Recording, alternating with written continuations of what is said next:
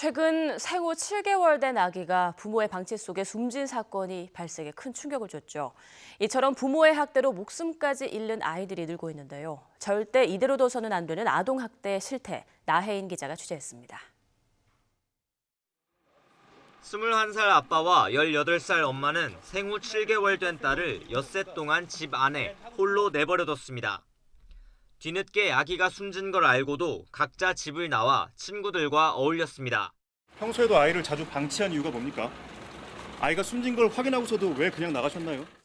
지난 1월엔 4살짜리 여자아이가 소변을 가리지 못한다는 이유로 화장실에서 알몸으로 벌서다가 숨졌습니다. 엄마는 1심에서 양형 기준을 넘는 징역 12년을 선고받았습니다. 양형 기준 범위를 벗어나는 경우가 흔한 건 아니죠. 엄중한 사안이라고 판단을 한 거죠, 법원에서.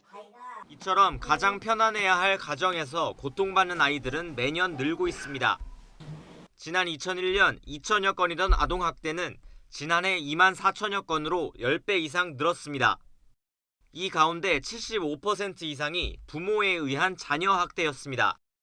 한 번 학대를 당한 아동이 재차 피해를 보는 비율은 전체의 10%를 넘고 이 가운데 95%를 부모가 저질렀습니다.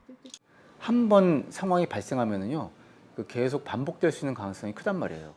아동 학대가 일어났을 경우에 일단 가장 먼저 취해야 할 조치는 이제 격리 보호거든요.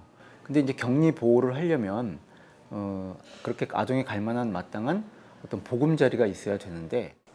애초에 사법기관이 아동학대를 가정 내 문제로 치부해 관대한 처벌을 하는 게 문제입니다.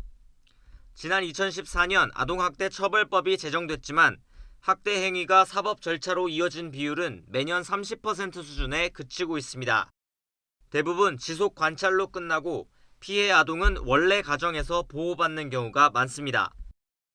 그러니까 우리나라는 아동학대 사건을 형사사건화하지 않고 대부분 다 보호사건으로 처리를 하면서 불기소 위주의 처리를 하고 있습니다. 일단은 사건화를 해야 되고 집안일이라고 치부하지 말아야 되고 친권 제한을 해버리잖아요, 외국은.